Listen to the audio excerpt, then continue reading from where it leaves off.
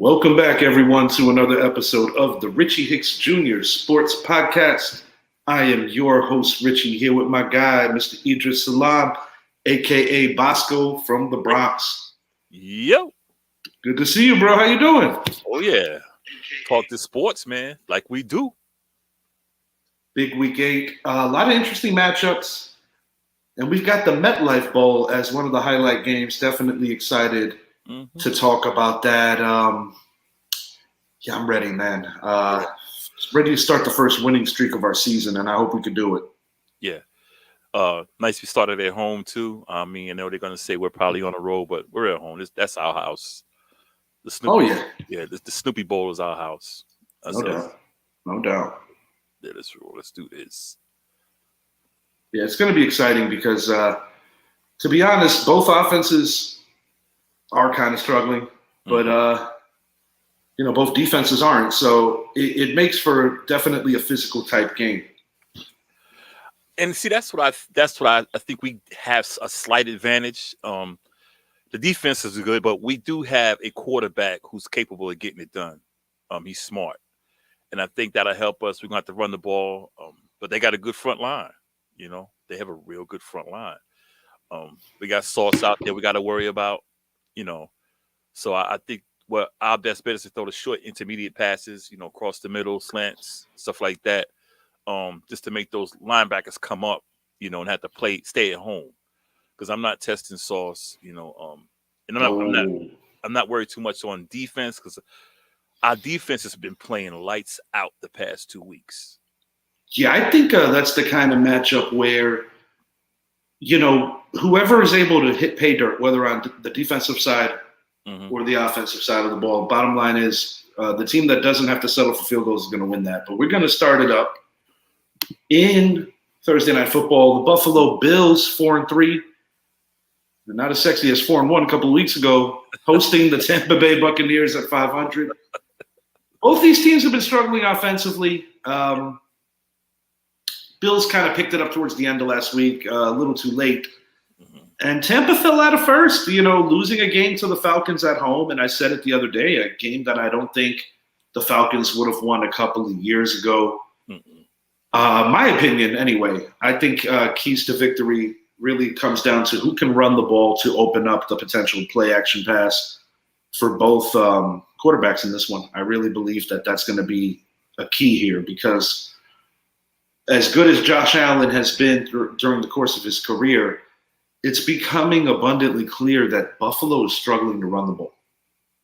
Yeah, and I think when you take his element out, his legs out of it, and you make him throw, you have a real good chance because he gets erratic, man. I mean, he starts, they lose the first game of the season and they reel off, 4 straight games looking like, okay, we're going to beat everybody. Yeah. Then look what happened. Lay up 2 stinkers, 2 eggs, and they look bad in both games. And Josh Allen's back to turning the ball over, and that's their weakness. And they can't run the ball. You got Stephon Diggs; he'll catch anything, but yeah, he'll catch anything over the middle, the imperfect passes. That's one thing that you got to give Stephon Diggs. But it's like without the running game going, and when you take into consideration the many injuries the Bills have on the defense, it kind of keeps coming back to the same narrative. Ever yet again, in my opinion, putting a little too much on Josh Allen's shoulders. And I feel that this has been a recurring thing for them pretty much for the better part of 3-4 seasons now. That's how I see it. Until Buffalo can fortify the run game, get better, and until they can start getting some healthy bodies on defense, they're going to be struggling up and down. And when I say struggling, I'm not saying they're not going to win some of these 50-50 games. I'm saying that it's not going to be as smooth as it has been or as smooth as it could be. I think with Josh Allen, I think they need to let him manage the game rather than trying to go out and win the game. If you can run, okay, run. If you got a lane, like Daniel Jones, like Tyrod Taylor, take it. But don't think run first. Your first read is gone. Take off running. I think they should let him manage the game. He has a big arm. He can see the field. It's just this don't put the ball in his hands where he has to win the game because you're hurting on defense. Well, that's the thing. I mean, Mike Evans starts getting busy into his route running. Mm-hmm. Tampa could be in for yet another challenging game, but rather Buffalo. But I do believe that Baker Mayfield, who hasn't been playing great the last couple of weeks, I think this is kind of like a get-right game for the Bills. And a short week, in their case, coming off the loss, I think they're in a rush to get back on the field. Mm-hmm. I don't think it's going to be easy, but I like the Bills by 10. I'm going to go 27-17 Bills, and I think the difference is they're actually going to take better care of the football than Tampa. And I honestly believe that's the difference because Tampa, similar to Buffalo, they're having their share of running issues too. Mm-hmm. Rashad White has not been that guy thus far, and they too have had issues on the offensive side. And when you're looking at two struggling teams right now, who am I going to pick? The team with the all-pro quarterback. Exactly. Yeah, I'm going to go. I guess I'll go 27-17. Yeah, I think that's about right. I think Baker Mayfield will be better, but I think Buffalo knows, hey, we lose another game, man. We might be out of this thing because the Jets are coming. Miami's still there, It's a game they got to win because I can't envision the Bills going on a 3-game losing streak. Right. After beating the snot out of the Dolphins, it just on so many levels it doesn't make sense. Yeah. I say Tampa's got a good defense. They got some holdovers from that Super Bowl team, but I like Buffalo here. Yeah, I'll go Buffalo. Keeping it in the AFC East, we've got a divisional matchup here. Miami Dolphins coming off a tough loss to the Philadelphia Eagles, hosting the New England Patriots. Miami won the first battle by a score. Patriots coming off that upset win against the Bills. And while you see the Patriots 2-5 record, not too endearing, Patriots have a winning record in the AFC East at 2-1. They have defeated the Jets, they have defeated the Bills, and they gave the Dolphins a decent game in their first meeting in Gillette. But this is the thing. Yeah. I don't think, first of all, New England never plays well in Miami, even in the Tom Brady era. That's number one. That's what they got with the Wildcat all the time. Yeah. Tony Sperano, rest in peace. Yeah, he implemented that. Ronnie Brown. Yeah. Oh, yeah. I remember the Wildcat. And even just other eras of Dolphin football when they weren't even that good. That's not a place historically where New England has played well. Mm-mm. It's been a while since they have played well in Miami, and that crazy Hail Mary run. Yeah, that was amazing. I mean, that's in Miami. that actually cost them home field advantage. New England's still missing too many people. Yeah. You always got to play devil's advocate and say, what can they do to pull the upset? And my honest answer is, you have to keep Miami's offense off the field. But in order to keep them off the field, you have to have a lot of continuity with first downs. And, Miami's not nearly as banged up as Buffalo. Yes, they are missing 2 corners. So you got the Eli Apple effect out there where he could still be a weakness right now. But I still think New England's missing too many people. I like what they did last week, but they're not home this week. And I just don't see things going all that well for them. I'm going Miami 30. Miami 30, New England 16. It's a 2-score victory. Miami flipping their 14-point defeat into a 14-point win this week. Yeah, I feel the same. And Eli Apple, no knock, but wow, Howard, you still a starter. Xavier Howard and Jalen Ramsey are hurt, and they plucked him off his couch. Yeah, you're right about that. Yeah. I think with New England, it's a shame because they got a pretty good defense. I think they need to run the ball. I mean, run the ball because Mac Jones is not going to give you much. He'll give you a little bit, but he's not going to give you enough to go. He ain't having that game 2 weeks in a row. I'll tell you that right now. Nah. So they got to run the ball. They got to keep Miami off the field. And I will say this: Brett kind of forecasted it. Brett was right about Zeke having a bigger role and doing better in this Patriot offense. So I do have to give Brett credit on calling that out for his team. And Ramondre Stevenson, in my opinion, when things are right, Yeah. Ramondre is a top 10 running back in this league right now. Yeah. A lone star on a very poor New England offense. I think the world of their defense because, truth be told, even when they're missing guys, defensively, the Patriots historically are always coached up very well. I mean, hell, you even go back to the dynasty years. They had a wide receiver in Troy Brown playing corner. Right. This is a team, everybody wants to talk about Bill this and Bill that, and Bill can't coach no more. Bill's very adaptable. Yeah. Let's not pretend that that's not a thing. He's just missing a quarterback. Missing the quarterback for sure, man. Quarterback. Yeah, I think they got to run the ball. I mean, I would give Zeke the ball more because Zeke's physical. I would try anything possible. Yeah. To see what any new wrinkles you could put on offense. The bottom line is to beat a team like Miami, you got to keep them off the field. I'm going 34-17 Miami. Yeah. Not as close as game one. But, if New England falls further into the standings, they could get their quarterback of the future as early as this draft. So I don't think it's all gloom for New England. Still have some nice players there. You just got to cultivate it. You also need a number one wide receiver. I'm pretty sure they're moving on from Mac Jones. They've seen enough. Yeah, I don't know why they wouldn't. And the Alabama curse for the most part. Mm-hmm. I still don't consider Hurts an Alabama guy, more so Tua, but you already know. Yeah, me too. You already know. Yeah, no doubt. Back to what we started speaking on. Big Blue versus Gang Green in the MetLife Bowl. Giants will be the home team in this one. Last week, the Giants' defense was stifling, holding the Commanders to one score. And to be honest, I said it on the last show, on the Monday morning show, if it were not for the Sterling Shepard muff punt, I don't think the Commanders even score in that game. I don't either. That was the only chip in the red zone, too. Tyrod Taylor, this is an interesting note here, became the first African-American quarterback to win a game for the Giants. Giants have proven it 2-5. That in itself is kind of wild. But when I think about the longevity that Eli had before him, Kerry Collins had the third longest active streak. And in between there was some Dave Brown. I don't want to, but the point is that before Kerry Collins, there was a bad time for Giant quarterback play after Phil Simms and Haas. Yeah, but it is kind of remarkable when you think about that it hadn't happened before. But it's been limited opportunities. I mean, Geno Smith had a chance against the then Oakland Raiders. Yeah, and it didn't go his way. But cool story.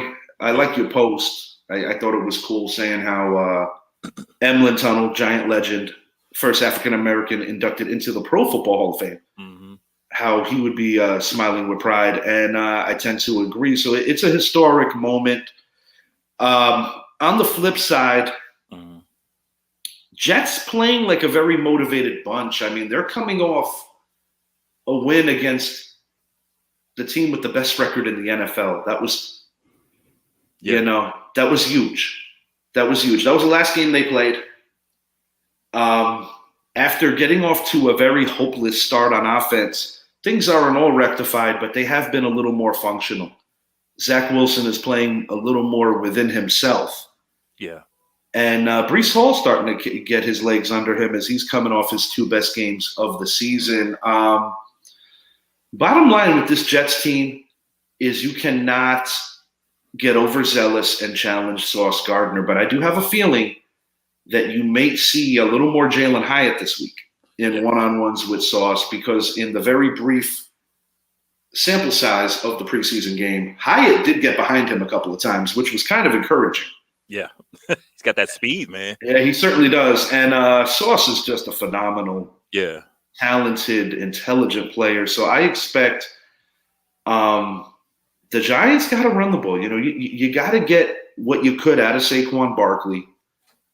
Tyrod's proven to me in his first two starts of the year that he's making better decisions, and most importantly, the offense is responding more. They're featuring Waller a lot more now.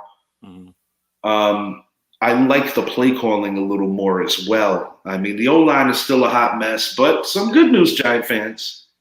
John Michael Schmidt, as well as Andrew Thomas, were at practice today, and that is a plus. Yes.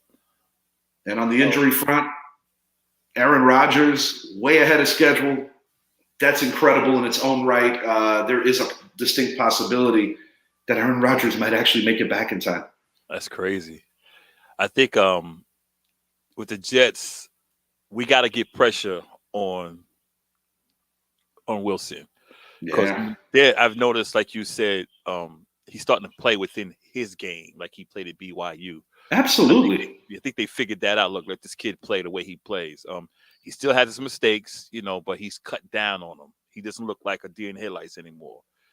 But I think we gotta pressure him. Like with Sam Darnold, we gotta make him see ghosts. Leonard Williams, Dexy, everyone has to make him see ghosts. Let him, we're coming. We're gonna hit you. Jalen Hyatt, even if he doesn't catch a pass, I think he'll be good to take Sauce Gardner out the game. What I like is that he gives the threat Yeah. that he could take the top off the defense. And I think when that happens, and if you could keep Sauce Gardner preoccupied, that's where you could hurt him a little bit underneath with the Bellingers, with the Wallers, with Saquon coming out of the backfield, with Breida coming out of the backfield. Right. Or if Tyrod takes off. Right. So in that regard, Jets don't give up a lot of points. So I'm going to say this. I'm happy we have a really good kicker. Yes. But we are going to need – if the Giants can score 2 touchdowns in this game, I think we're going to win. Because then you got to make Mac Jones – not Mac Jones. You got to make Zach Wilson throw the ball. And we want him to throw the ball because – Absolutely. Yeah, you want it to be a little off balance. One thing the Giants do well is they are pretty good at stopping the run on early down situations. Yeah. So in the last 2 weeks, Wink Martindale has gotten the most out of this Giants defense. So I'm looking for a defensive struggle here. It's going to be rocking there, just like last. If we can get that energy like we had last week, that crowd. I mean, I know it's going to be a mixed crowd because we got both. Absolutely, yeah. So it's going to be hype. Mr. Zappy's in the house. Yeah. I think we got to get that crowd hype. Let's cheer every time we get a punt and everything. Let's. That's so fun. Zappy's got the Cowboys by 4. My final here, I do have the Jets on 17 as well, but the difference is I have the Giants on 19. I got the Giants winning this thing 19-17 on the foot of Graham Gano. I'm going 21-18, Giants. All right. It's going to be a good one. Giants have not beaten the New York Jets in a regular season game since Christmas Eve of 2011, when the Eli Cruz connection tied the longest play in NFL history at 99 yards. I think it's time for the Giants to beat these guys. I miss him. Yeah. Oh, by the way, that's the good list you put in BC the East about the best players from each team. I tried to be fair, and that was a good it's list. not that I was trying to ignore guys from the 70s. Yeah. A little bit before my time, but I really wanted to apply it to more guys that I could really vouch for. Yeah. And it was kind of a mix, but I tried to be fair. Can you hear that alarm? I don't hear an alarm.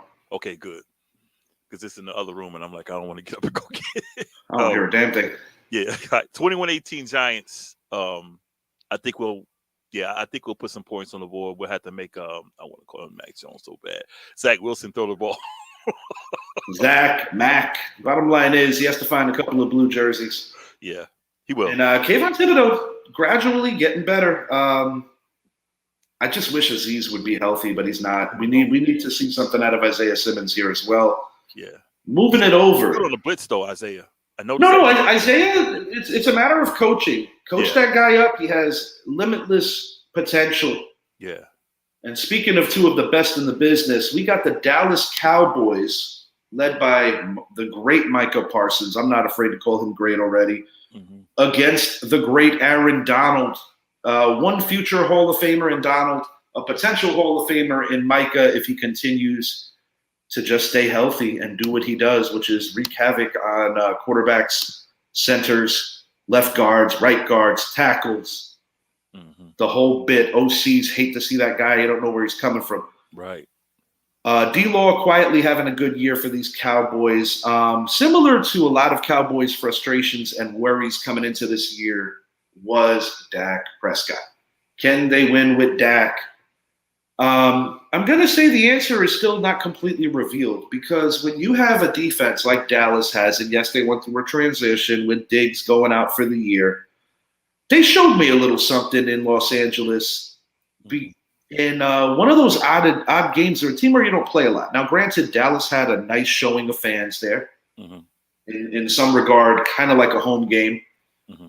And now they are home now. So they got the Rams coming to them, team that shares the stadium with the Chargers. As the Rams go, what I saw with Pittsburgh is this. Pittsburgh's offense is not a well-tuned machine right now, but they were still able to score enough points to beat these guys, winning at the point of attack. Similar to the great Micah Parsons, you have the great TJ Watt over in Pittsburgh. Mm-hmm. And I think it's going to be a similar game to what we already saw what the Steelers did to the Rams. The difference is I think Dallas has the ability to score a few more points here. Mm-hmm. And I'm calling for a potential Brandon Cooks blow-up game. He's doing I mean, he stepped up a little bit in that Charger game late. CeeDee Lamb takes a lot of attention with the number one covers. I have a feeling that you might see Dak, not a blow-up game by any means, but I think he's going to have the safe turnover-free game. I actually do mean that. I'm not sure how good Pollard and co are going to get going, but I do believe that where you could see a big difference here is in the tight ends because the Rams are hurting in terms of points to give up to tight ends, yardage to give up to tight ends, and I think that could be a focal thing here. I got Cooks having one signature play here against one of his many former teams. Mm-hmm. I got the Cowboys winning this thing. I'm going to go 27-13. I don't think the Rams offense is that good right now, and I think Matt Stafford is not going to have a very good time. Yeah, I agree with you. And with D-Law, I think he's kind of like an unsung hero. We talk about Diggs, we talk about Micah, we talk about Dak, we talk about Pollard, but D-Law doesn't get that credit. He's been doing his thing. Yeah, he was the man there for a while. Yeah, on that left end, he's doing his thing. So we got to give him some shouts. I like what Micah Parsons said on this podcast. He basically said, "Look, the Eagles are the best team right now. We got to beat them." Da, da, da, da. I don't know if he's playing playing like, let's get these guys head up here and we go out there and beat them. I don't know, but I think he's just being a mature guy. Yeah, I think he's being a professional. Yeah, he said a lot of stuff on his pod. Like, okay, not why. Well, he's from the Keystone State, but the truth is, he's saying what he's supposed to say. Right. You don't need to do all the extra chatter. When you're as good as Micah is, just do it on the field, bro. On the field. That's what separated him from LT. LT didn't whine. LT said, "I'll see you next game." I'll see you next game. I don't think. But thank God they didn't have social media when LT played. Oh man. My God. He'd have broke the internet. Yeah, bro. I don't think what Dak. I still feel the same way about Dak. I think he's a good quarterback. He's not great. I think because he's had so much around him, and I think by now he should have made that step. 8 years in, this is the 8th year. I want to see what he does when he's behind. So far, the 2 times he's behind, the game ended on his that is worrisome. I do believe that the way the Cowboys roster is comprised, they are meant to play from ahead, few and far between when they're behind and having the success. I did want to ask you this random question about this game before we move it along. Mm-hmm. What do you think about Mark getting cut? He was having a decent season before that horrific game last week against the Steelers, missing 3 field goals. We know about his issues in Dallas in the playoff game, a game that it didn't affect the outcome because they were kicking Tampa's ass. But do you think that in a weird way they cut him now because it's his former team and because they might think that he might be getting too much in his head? Like maybe if they didn't play the Cowboys this week, maybe he doesn't get cut?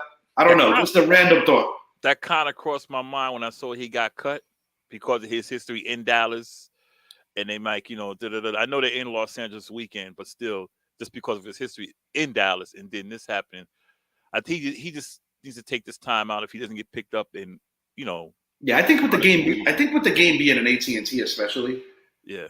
I think McVay was like, yeah, this guy already had a turd of a game. Because I'll tell you the truth. Yeah. They should have beat the Steelers if it wasn't for those 3 kids. Yes, should have won that game. Yeah, and yeah. And as for the Rams, I don't think they got enough offense to keep up with Dallas. They had to jump on Dallas quick and make Dak beat them. Which you got to make your own luck, which would be stuffing the run, forcing Dak to have an imbalanced amount of passes versus checkdowns and handoffs, and that's how a less talented Ram team could beat them. But I just don't see it. What was your score? 27-13. Okay, yeah, I'm going with 30. I'm with 30-17. I got the Rams getting an early score, but then after that, the offense is going to see some Dallas will probably get irritated. Yeah, I'm going Dallas 30-17. Yeah. I think it's gonna be a long day for Matthew Stafford. That O-line's not all that good. Right? Day in AT&T. Yeah, it might be worse. Could be worse. This is a game that was actually surprisingly very close the first time around. Since we're talking about bad offensive lines, Washington Commanders 3-4. Yeah. Hosting the Philadelphia Eagles, the NFL's best team based on winning percentage. Eagles are coming off tied with the Chiefs. Coming off a huge primetime win over the AFC East leading Dolphins. Mm-hmm. A.J. Brown, blow-up game. I know all about it because Dorney beat me in fantasy. And the keys to victory for the Eagles, in my opinion, it's kind of a simple track to victory. You got to take advantage of a very weak Commanders offensive line. Sam Howell is approaching like some dubious territory in terms of how often David Carr sacks. He's getting close to David Carr. It's getting scary. And there's no signs of it getting better. I mean, the Commanders were able to stage a comeback in their first meeting in Lincoln Financial. They forced overtime. I was actually surprised that Rivera didn't go for 2 at the end. Yeah. But they lost an OT. And in the Eagles, ball control, clean game. I know some people are bitching about the referees, but I'm not going to go there. I think the Eagles were going to win regardless. I think they were the better team last week. Yeah. And, right now it's about – I said it, and I'm going to requote myself. The Eagles do not have to reinvent the wheel. They have to continue to do what works for them. That is running the football at a high frequency. Mm-hmm. That is putting Jalen Hurts in positions to not have to be overzealous and overexert himself and make silly mistakes. Clean football. Their defense is not necessarily, in my opinion, as good as they were a couple of years ago or last year, but I still think they are a good unit. Mm-hmm. And similar to what I said about Matt Stafford, I think Sam Howell is going to be in for a long day. Mm-hmm. And anyone who follows this rivalry closely, I don't know what it is, but Philly always mashes them in DC, and Washington always plays them well in Philly. I don't know what that's about. Every year. Last year they beat them in Philly. That was Philly's first loss of the year. They were flirting with an undefeated season. Every year, man.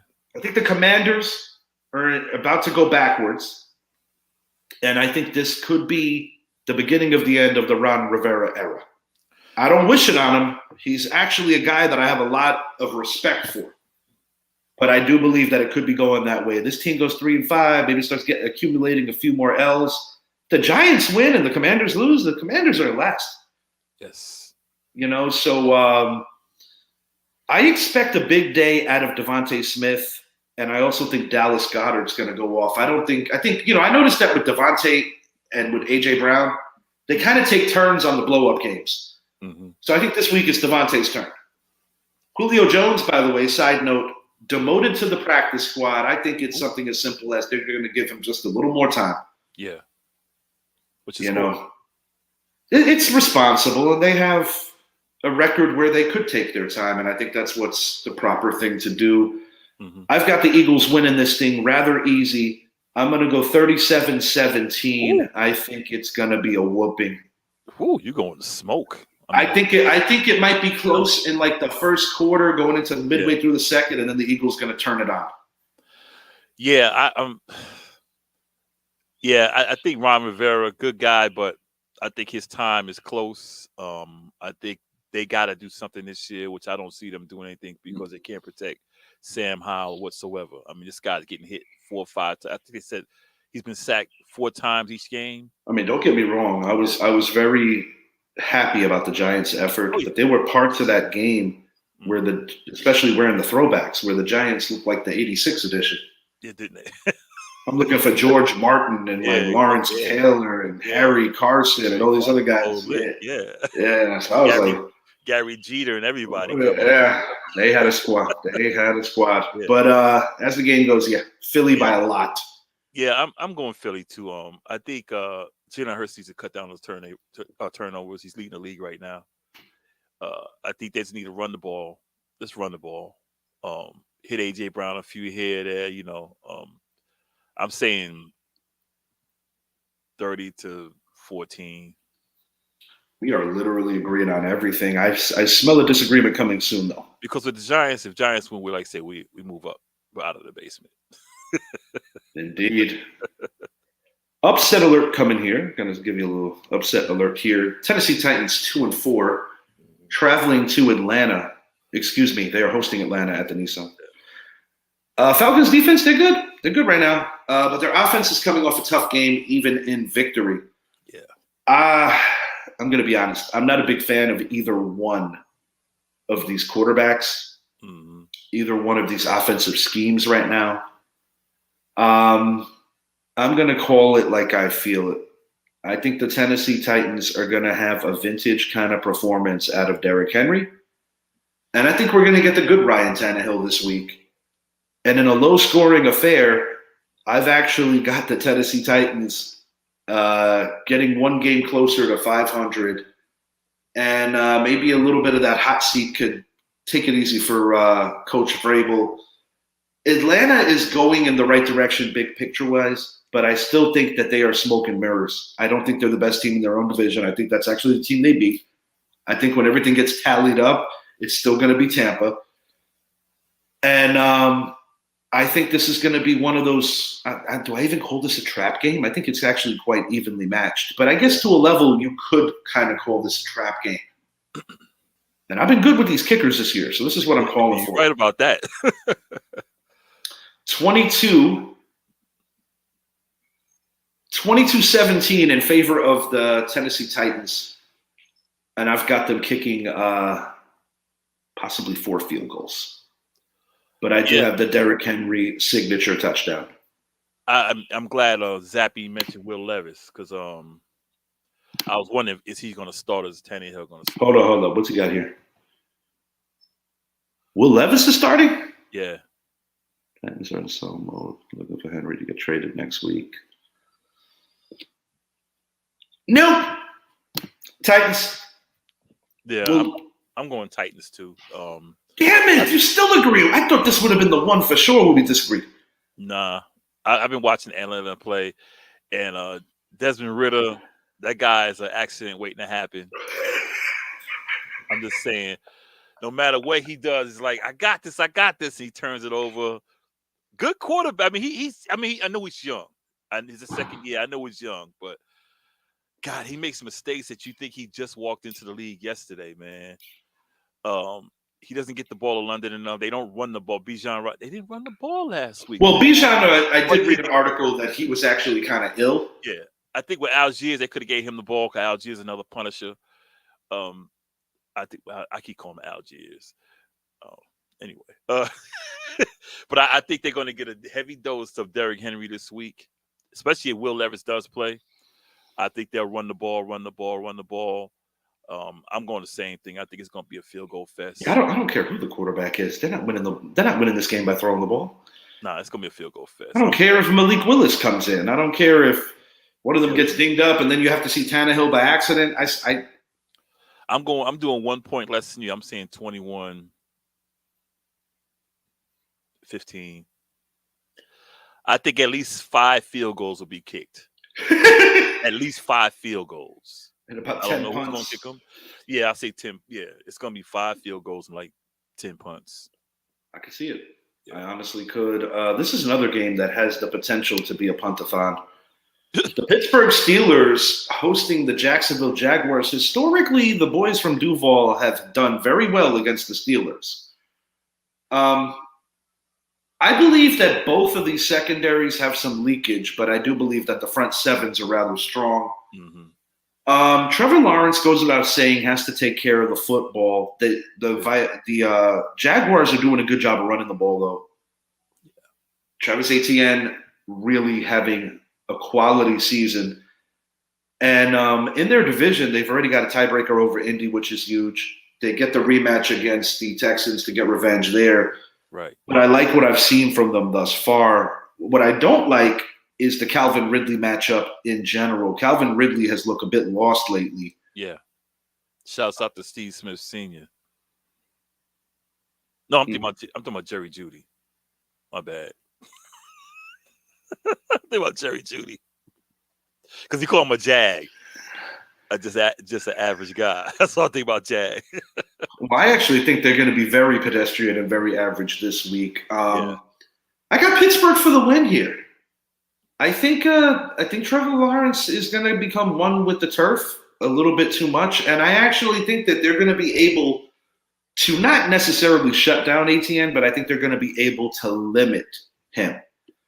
And when I say limit him, if you could keep him under 70 or so yards, 80 yards, you did good. Mm-hmm. And I'm calling for a couple more mistakes from Mr. Lawrence than I am for Kenny Pickett. And I think Pittsburgh's defense is going to rise to the occasion and get a tough victory. I think it'll be close, though. I got the Steelers winning this one 24-20. I guess we're going to agree again. I'm going Pittsburgh. I think they're going to put Trevor in the turf also. I think they'll look to stop Etienne. They don't play well at home. You know, they did win at home, but they don't play well at home. And I think Trevor Lawrence is going to give. Oh, this one's in Pitt. Oh, it's in Pitt. Mm-hmm. I'm still going Pittsburgh. It's going to be a little chilly up there. So I just think it's similar to how I felt about the Lions last week. It was more like a gut intuition, like, are the Jaguars really about to be 6-2? And I was like, are the Lions really, I'm like, no, not yet. Jags, they're going to stumble. I'm going to go 24-21 Pittsburgh. Yeah. I think Pickett and Pickens are going to connect. I'll be honest, though. I bet you a lot of casuals would be shocked to know that the Steelers are 4-2 right now. Crazy. That's a quiet and strange 4-2, but they are 4-2. The Tomlin effect, man. Guy wins games.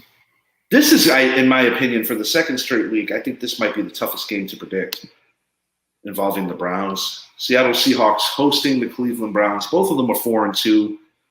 Seahawks won an uninspiring game. It was a clean win, but it was against the lowly Cardinals. They didn't have to necessarily all the way show up.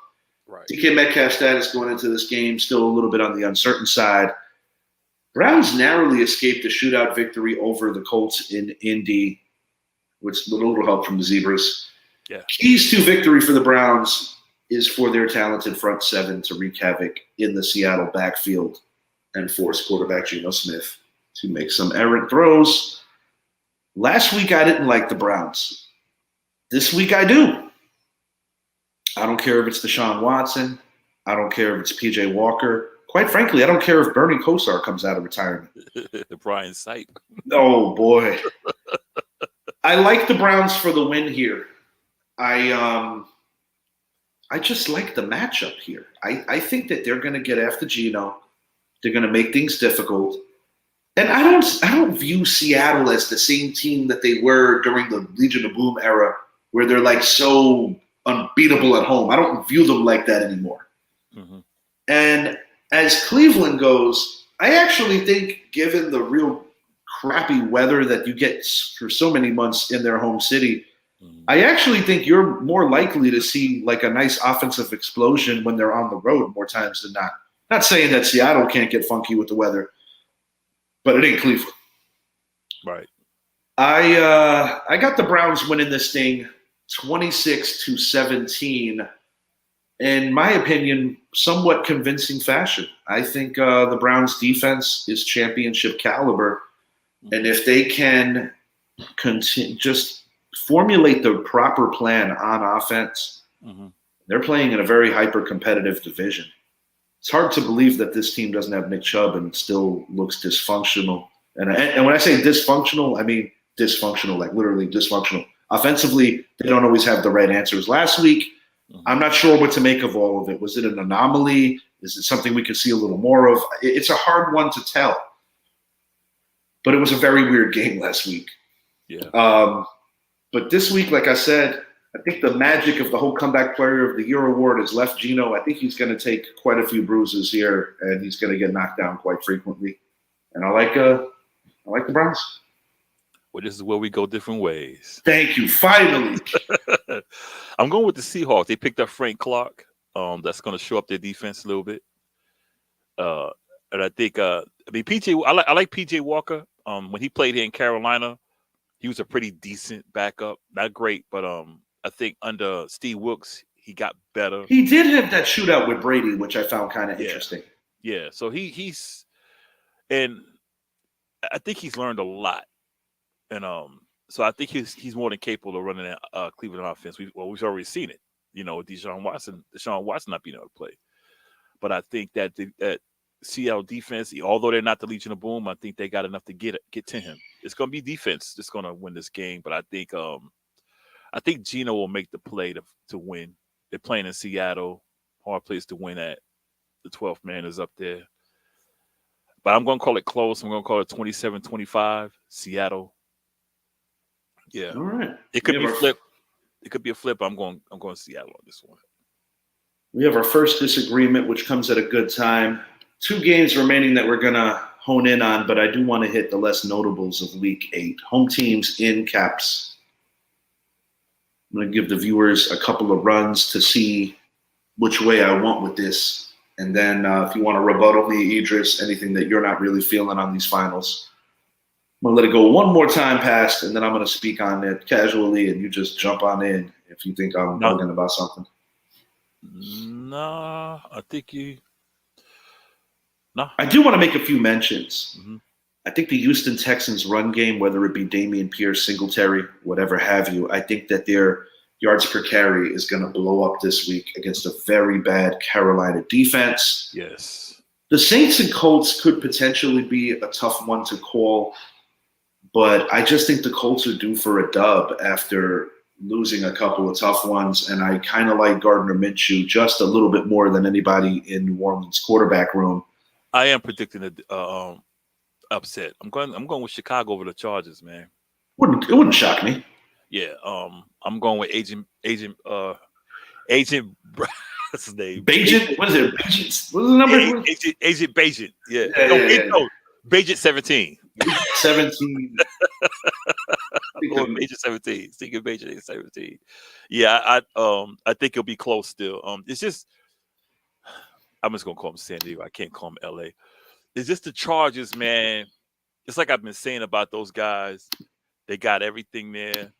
They just can't get it together. I'm still not sold on Justin Herbert. And I've been saying this for 3 years. I'm not sold on Justin Herbert. Khalil Mack. Quarterback. Khalil Mack goes off. I can see that happening. Similar to he's in like if he sees a Raider uniform, Bears or another former team of his. I think the Chargers do just enough to win. I don't think it's something to do a backflip or get excited over. I think it'll be close though. I think the Baltimore Ravens are going to put a beat down on the Arizona Cardinals. And this is a weird week where Sunday Night Football and Monday Night Football leave a lot to be desired. Yeah. The Detroit Lions, after getting destroyed by the Baltimore Ravens, I think they're going to return the favor against a pretty bad Raider team right now.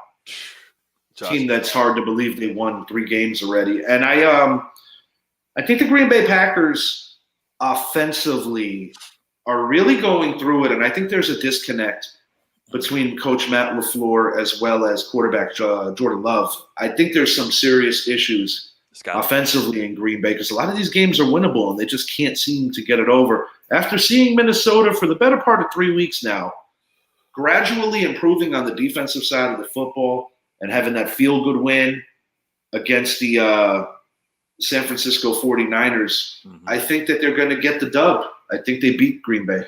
And all of their games have been close, man. It's been, it's been the last drive, just like the Chargers, the last drive, and they lose it. But and like I said, it's hard to root against. I agree with Zappy there. It's hard to root against Kirk Cousins. Good guy, man. So humble, and Justin Jefferson putting the chain on his neck. Yeah, I was liking that. Does this week get Adams traded? I'm assuming that you're talking about, yeah, he's definitely talking about Devontae. I say yes, and McDaniels needs to go. Yeah, it's Zap. I don't view Josh McDaniels as a legitimate head coach, more of an OC. We both agreed on that in previous convos. Mm-hmm. Does Adams get dealt? I'm going to say maybe. I don't think it's furthest out of the question. I don't. Zappy, hit us in comments about where you think he's going to go while we move it along. Dallas. Nah, I'm joking. You know how Cowboy fans are. We're going to get him. That's this. Yeah, I think McDaniels, they'll sit him, they'll let him ride the rest of the season out. But I think this guy, some people are just not made to be coaches, head coaches. No. There's just some guys who, and he's proven already that, dude, you're not a head coach. And I think he has that Bill Belichick mentality, but he doesn't understand. A lot of guys think they have that Bill Belichick mentality, but you got to be honest. How many of his assistants have truly succeeded? It's a very short list. Mike Vrabel's the only one because he took a kind of a different approach. And the thing was, he was a former player. Like even Bill O'Brien did okay. Yeah. In Houston, he did okay. Would like to see him in Houston. That's so funny that Zappy says that because we just mentioned Houston. The Niners are hosting the Cincinnati Bengals. These teams have played in 2 historic Super Bowls in the past that helped iron the legend of the great Joe Montana. Quarterback Brock Purdy starting to show tone warts. I meant some warts. And the 49ers defense struggled mightily against the Vikings last week. Brock Purdy is in concussion protocol, which leads me to believe at this juncture of the week, looks like Sam Darnold, who we oddly enough just mentioned the other day, going to get his first start of the season. Under different circumstances, I might be a little more worried if I was a Niner fan. But I'm going to say that the Niner defense steps up, rises to the occasion, and gets off the schneid as after starting 5-0, they lose 2 in a row to, I don't know, worse teams. Am I allowed to say that? Worse teams. Vikings aren't a better team than the 49ers, and neither are the Browns.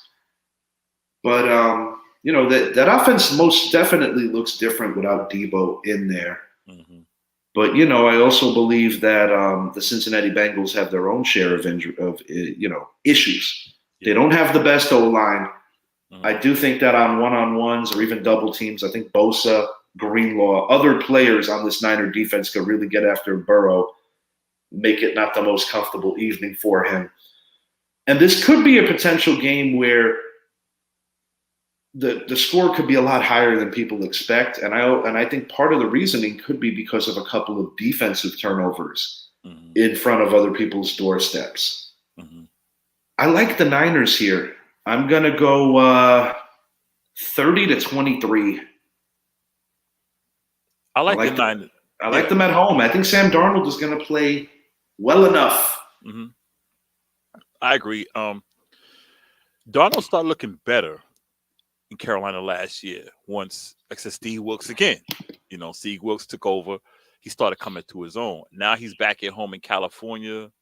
He doesn't have that pressure on him anymore. And I just think I don't think it's going to be close, man. I'm going to go 35-21 Frisco. Okay. I think Mitchell. I think CMC is going to do his thing. Bosa. Yeah, I think they're going to get at Burrow. Chase might have a good day. But I think they're going to get at Burrow. Yeah. I don't like this matchup for the Bengals. Richard Dorney. Dorney's in the building. What an entrance. He said he wanted to say that. He's here and he's saying it. RD3. Yeah, he told me off air he wanted to say that, and he's saying it. What an entrance, Richard. Good job, bro. The Denver Broncos. I'm going to leave that right where it is. The Denver Broncos hosting the Kansas City Chiefs, the 6-1 Chiefs. They're feeling the regret and the regrets of bringing in Russell Wilson, and they gave up so much to acquire Russ. Yeah. Is there anything football related that we want to talk about in this game? I guess Travis Kelce, pretty good football player, pretty good at catching the football. I think he's going to score twice in this one, and I think Denver is going to endure another defeat. And I don't know. Frankly, I don't know what the future looks like, bro, because it's like you can't get rewarded for sucking because you don't have any draft capital. Nope. It seems like your skill position guys are constantly hurt. Your coach is an asshole. Oh yeah, that's an understatement. Yes. Well, okay. Thank you, Zappy. Let's talk about, will Taylor Swift be there? I mean, it seems like she's been pretty free on Sundays.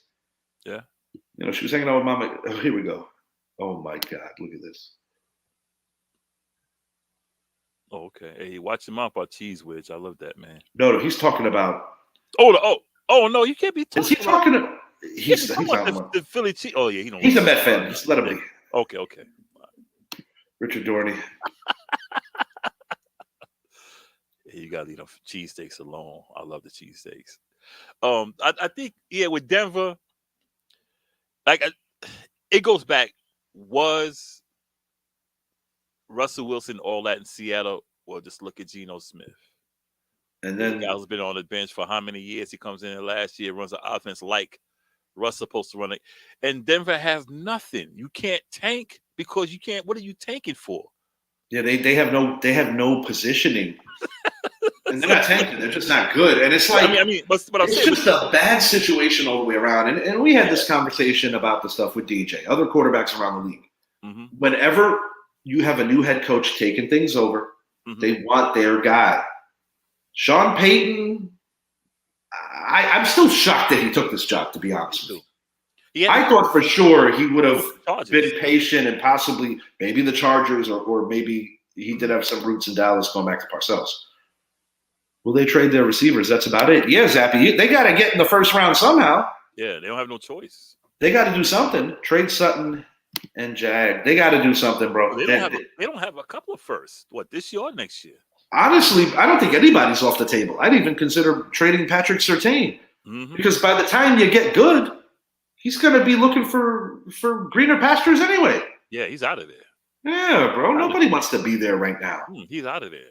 Nobody One wants of to their be offensive there. linemen said that a few weeks ago. The same thing. I'm tired of losing.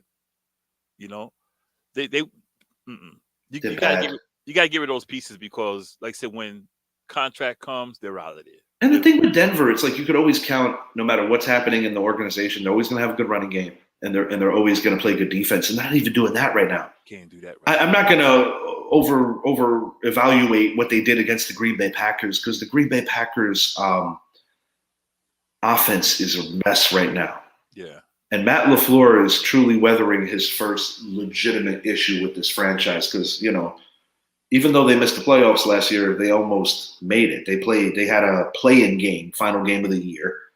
And, you know, compared to other great Packer coaches, his winning percentage was on par like with Curly Lambeau, Vince Lombardi, like Mike Holmgren, the best of the best in Packer lore. But I don't know, man. It makes me concerned because I say to myself, something's got to give here. Is it going to be Matt LaFleur? Because I have a hard time believing it's going to be Jordan Love. Yeah, it's probably got to be LaFleur. But they're not too far away from getting off the contract of Jordan Love, though. That's a good point, too, because he did sit for a while. Yeah. So it's going to be interesting to see how that all plays out. But, you know, it's been a minute. Green Bay has been blessed with always having the right quarterback, similar to the 49ers. They had the smooth transition from Montana to Young. They basically traded all their draft capital. Ivan Hidalgo, thanks for joining. For Russell Wilson, bad. Yeah, absolutely. One of the worst trades in the history of the league. Yeah. We got a few minutes left. Idris, what are your thoughts on the Arizona Diamondbacks, bro? Knocking off the Philadelphia Phillies. That was truly shocking. Neither one of us had the Diamondbacks even making the playoffs this year. Hell no. I think we had them in fourth place at best, or even I don't think we had them any higher than fourth place. I do want to make one mention, though. Yeah. The Arizona Diamondbacks only had 2 more victories than our New York Yankees. Exactly. So, not, you know. Yeah. Well, we was in the competitive AL East, so everyone was good except for the Red Sox. Bob Melvin, Giants head coach. I think that's going to be a little interesting. He's out of San Diego. I'm going with the dirt. I'm about to call them the dirt. The dirt bags. They're dirt bags for ruining our four-peat. Whenever I see the D-backs jersey where they just got D-backs. Yeah, I know. Dirt bag, and y'all people from Arizona, I don't mean it that way. Yes, I do. You know why? Because y'all beat us in the World Series. But I'm that flimsy BS hit off of the Great Mo. I'm going to. I got a moth in my house. It might be a dirt bag. It might be a dirt bag. Anyway, I'm going with the D-backs in this. I can't believe they just rushed Philly. They just rushed Philly. You know what it is, Idris? Philly, compared to all these other teams that are consistently in the playoffs, truly exhibited, even going back to last year, what playing in front of their home crowd means to them and means for the results of some of these games. And Dorney posted a stat that he tagged me on IG with the meat of the order and how horrific they were in game 6 and 7. Where did they go? Yeah, Bryce Harper and co definitely won away early. Shocker. You know what they did? They just said, look here, Embiid, Harden, hold my beer. We're not Speaking of James Harden. Oh, yeah. He was told, no, we're good. We don't want you traveling with the team. New York Knicks kicking off their season tonight against the Boston Celtics at the Mecca. With the triple threat, the big ragu. Yeah, I'm stoked to see what this Knicks offense looks like. I think they're going to be a little better than last year. And, I can't ignore that there is some flirtation with a trade. Philly, New York, potentially sending Joel Embiid.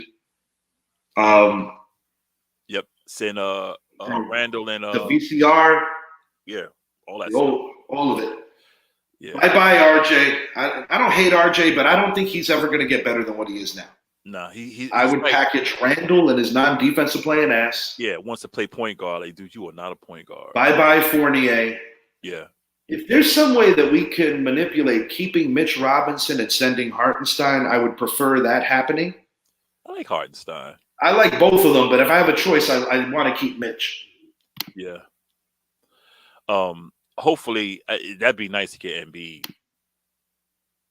That'd be nice to have Embiid because we have Brunson, we got Quickly, got Embiid down there. Oh man, we'll see. I mean, Brunson needs that other guy. Yeah. And I do like what the bench could bring with Emmanuel Quickly, with the big ragu, with Josh Hart. Yeah. I think this Knicks team, for the first time in a long time, is doing things the right way. And this is the thing. I understand that a lot of people freak out when they look at all these draft picks. It's not the same kind of thing as in the NFL when you're trading away first rounders. The Knicks need a player like a Joel Embiid to get to the next level and have a chance to join the table with the Miamis, the Milwaukees, and the Bostons. So if you have the opportunity to make the trade, this is the time. This is the one you make. This isn't Antonio McDyess, Melo for too many people. Yeah. This is trading for a guy that is the reigning league MVP. We got a lot of draft capital. It's going to take something to get something. If it's for real, do it, Knicks. Yeah. I'll even stomach taking James Harden if it means getting Embiid. That's scoring. It's scoring, but it needs to be he needs to buy into what Tibbs is selling, and that remains to be seen. And, Jalen's father is also on the coaching staff, former Knicks point guard Rick. Yeah, Rick Barnes, yeah. Going to be interesting, man. Going to be interesting to see if it comes to fruition or if it's a lot of hot air. I think it's somewhere in between. We'll see how it plays out. But I do know one thing for sure, that Doc Rivers losing his job last year, Joel Embiid having that Game 7 to forget, and just the James Harden factor. A lot of controversy in Philly right now, and not good. Yeah. All right. NBA's back. It is. Hey, I'm excited, bro. I'm oh yeah. I know. Yeah. I just want the Knicks to do something. It's time, bro. And we'll see how tonight plays out. I'm actually going to get in the living room and check out that game right now. For Idris, I am your host, Richie. We appreciate you guys taking a little time out of your evening and hanging with us. college show coming up in the near future. Idris and I will be giving you details as the days come. Have a great night, everyone. Go Knicks. Yes, sir.